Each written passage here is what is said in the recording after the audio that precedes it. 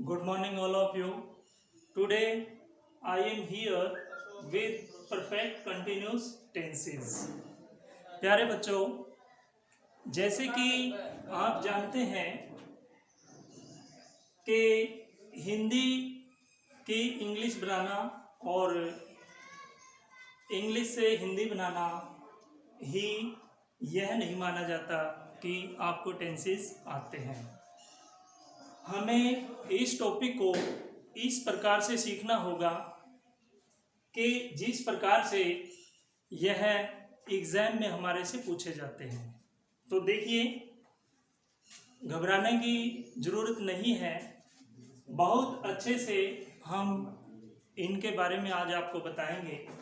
आशा करते हैं कि आपको यह अच्छी प्रकार से समझ में आ जाएगा। देखिए, perfect continuous tenses.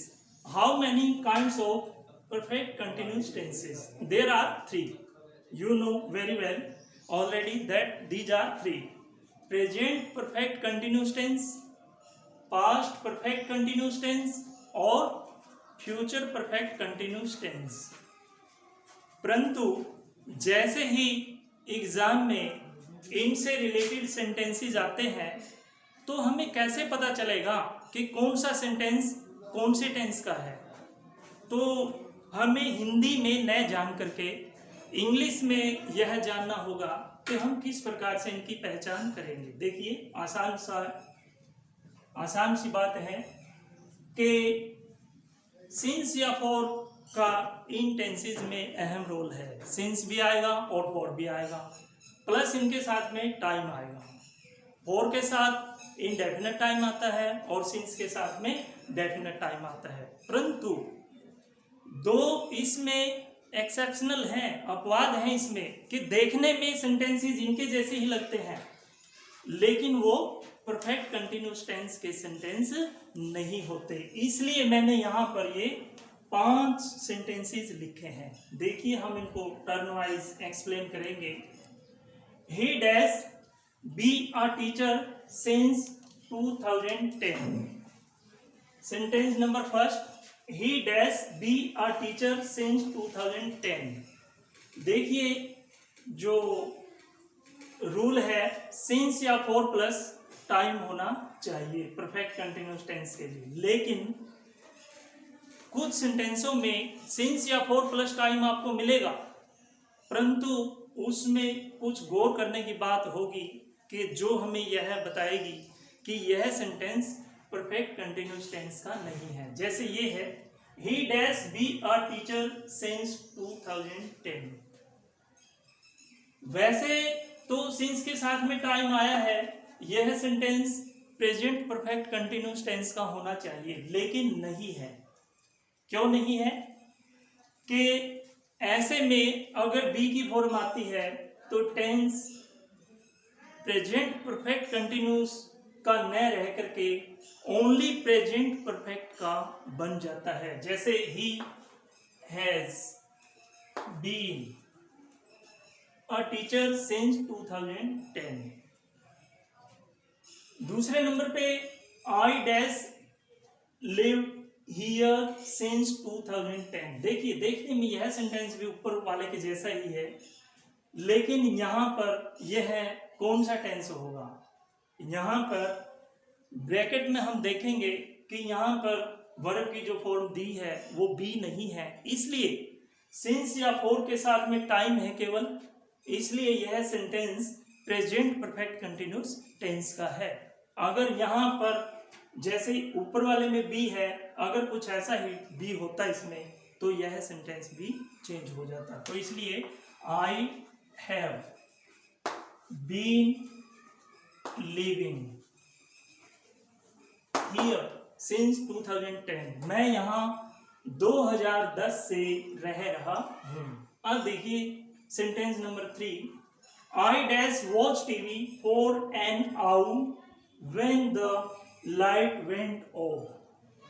since या for के साथ में इसमें भी टाइम आया है, लेकिन ध्यान रहे कि ऐसा सेंटेंस जिसमें सिंस या फॉर प्लस टाइम के अलावा व्हेन के बाद वर्ब की सेकंड फॉर्म होगी वह वाक्य पास्ट परफेक्ट कंटिन्यूस टेंस का होगा, जैसे इसमें है वेंट ऑफ। लेकिन गौर करने की बात यह है कि सेंटेंस नंबर 4 में भी सेकंड फॉर्म है, I dash not meet him since he went to Rohtak. देखिए सिंस भी है, ऊपर वाले में फोर था, और वर्ब की सेकंड फॉर्म भी है। तो हम कैसे ऑब्जर्व करेंगे कि सेंटेंस पास्ट परफेक्ट कंटिन्यूस का है? सेकंड फॉर्म आने पर डेफिनेट है कि सेंटेंस पास्ट का है। सिंस या फोर ने बताया कि सेंटेंस परफेक्ट कंटिन्यूस टेंस का है, लेकिन इन दोनों में से एक पास्ट परफेक्ट कंटिन्यूस टेंस का है, लेकिन एक पास्ट परफेक्ट कंटिन्यूस टेंस का नहीं है। तो क्यों नहीं है? क्योंकि सेंटेंस नंबर 3 में आई dash watch TV for an hour when the light went off. Since या फॉर के साथ में टाइम है, लेकिन सेंटेंस नंबर 4 में सिंस तो है, लेकिन सिंस के साथ में टाइम नहीं है। इसलिए यह सेंटेंस भी जो 4 नंबर सेंटेंस है वो प्रेजेंट परफेक्ट टेंस का है ओनली। जैसे आई हैव नो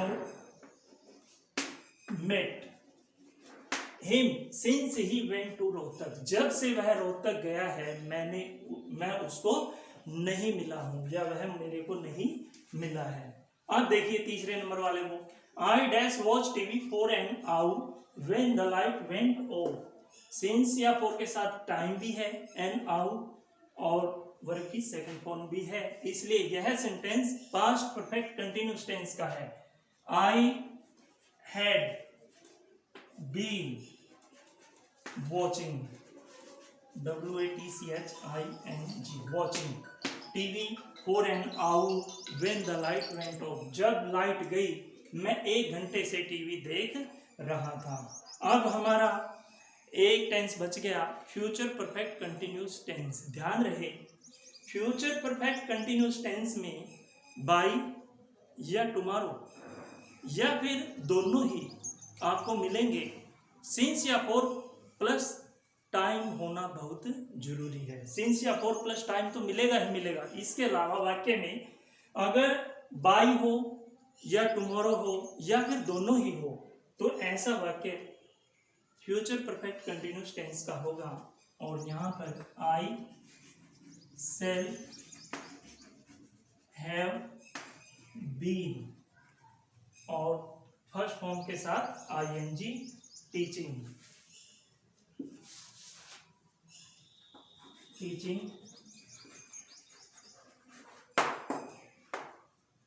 यू।